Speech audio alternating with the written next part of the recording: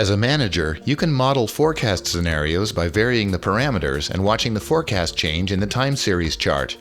If you're expecting a change in the demand pattern, you can create a manual adjustment, overlay it on the forecast, and fine-tune the parameters for greater accuracy. Suppose we want to forecast the demand for the first 2 weeks of May. We'll enter the date range,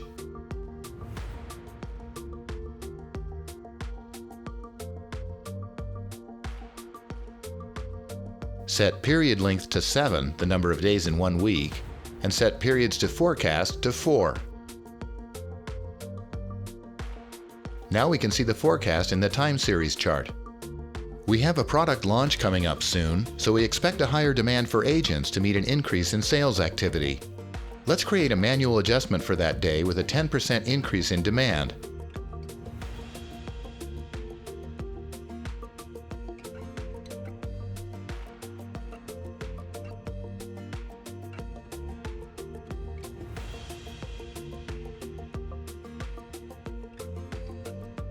Now we see that adjustment overlaid on the forecast. You can preview the forecast and also see historical forecast data. When you publish the forecast, the data is used in the resource conversion formula and the demand is updated in the calendar. By modeling the forecast scenario, we can forecast the demand more accurately.